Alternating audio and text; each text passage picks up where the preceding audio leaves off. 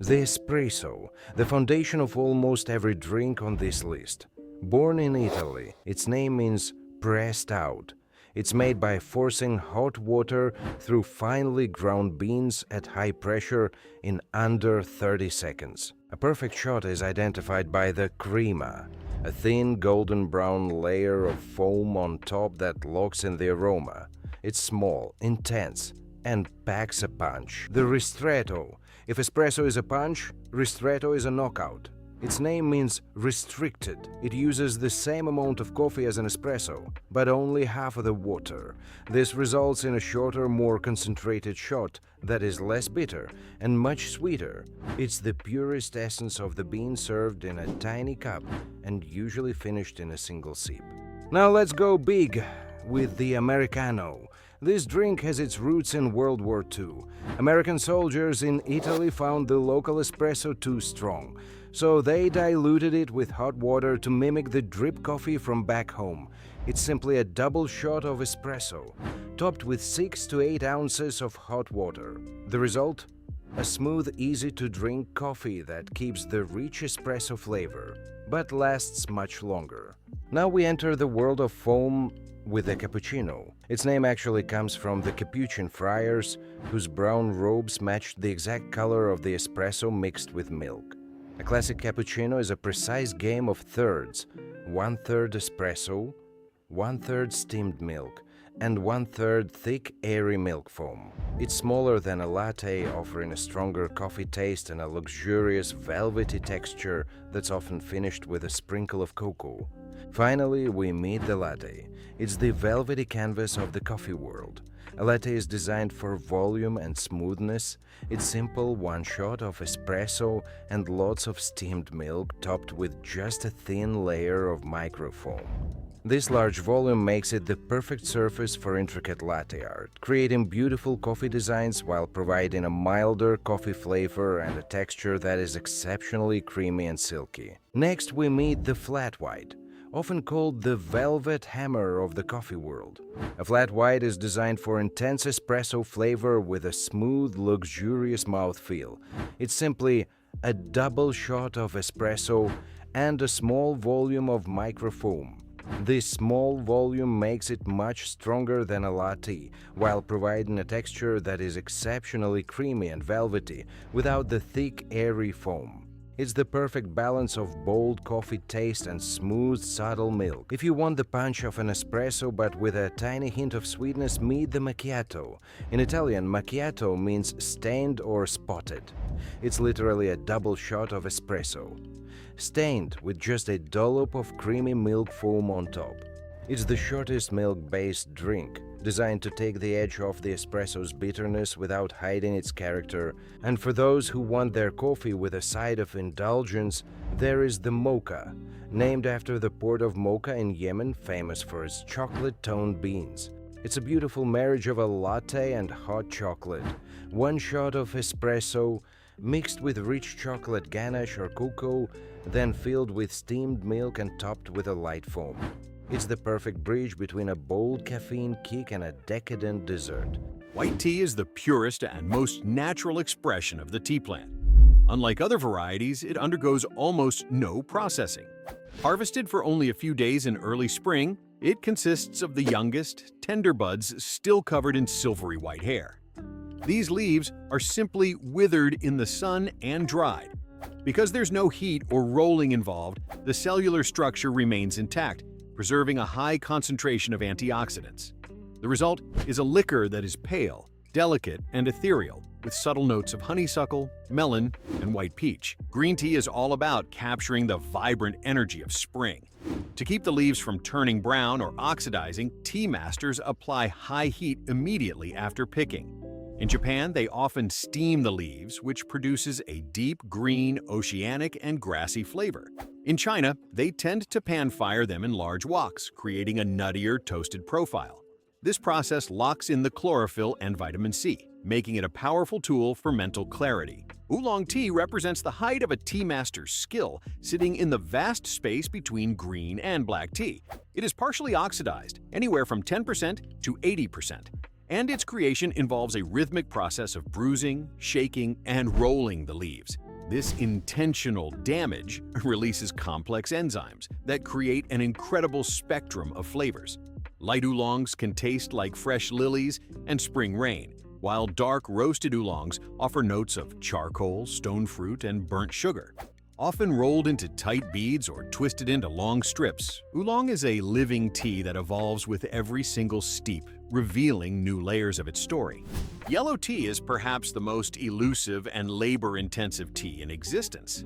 It starts like a green tea but introduces a secret, ancient technique called menhuan, or sealed yellowing. The warm, damp leaves are wrapped in special paper or cloth, allowing them to lightly ferment in their own steam for several hours or days. This painstaking process removes the sharp, grassy bite of green tea, mellowing the flavor into something incredibly silky and smooth.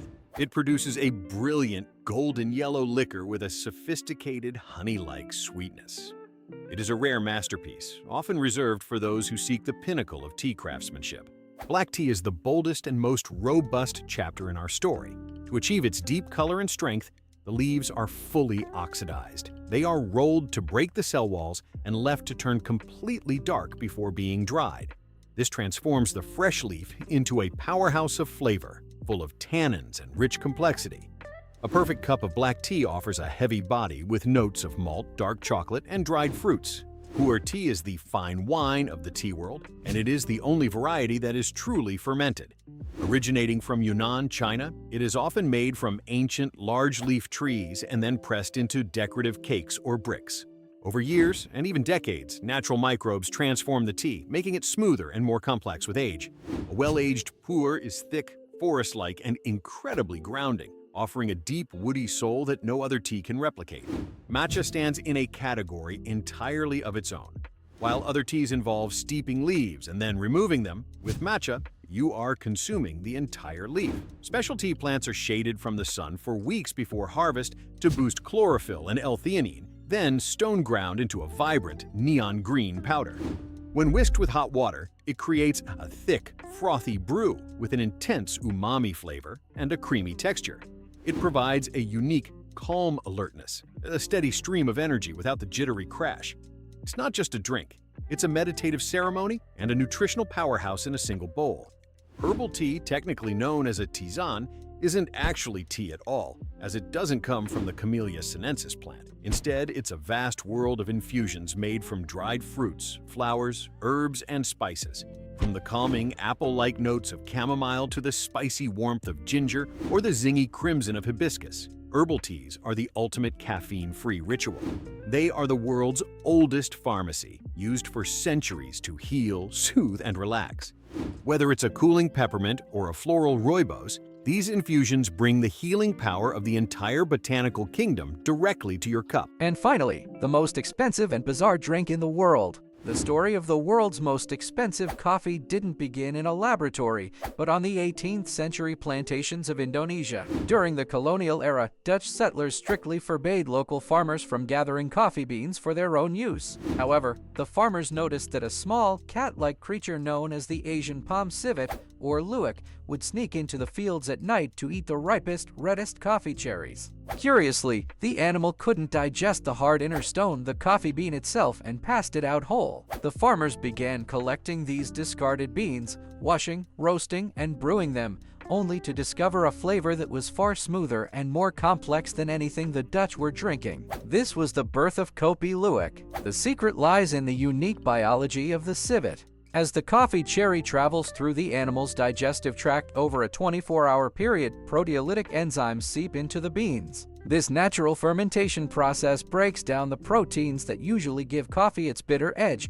effectively pre-digesting the harshness away. Because the civets are incredibly picky eaters and only choose the absolute highest quality fruit, the resulting harvest is naturally superior. Connoisseurs describe the taste as exceptionally rich and syrupy, with deep notes of dark chocolate and caramel and almost no acidity. This rarity and the difficulty of tracking wild animal droppings in the jungle sent prices skyrocketing, with a single cup in New York or London costing as much as $100. But the success of Kopi Luwak created a darker reality. As demand grew, the industry moved from wild harvesting to intensive farming, where civets are often kept in cramped cages and force-fed nothing but coffee berries, a major ethical concern for Western consumers. This has also led to a massive market for fakes, with some experts estimating that 80% of Kopi Luwak sold today is actually regular, low-grade coffee. The trend didn't stop with civets, though. In Thailand, the Black Ivory Coffee Company uses elephants to refine their beans.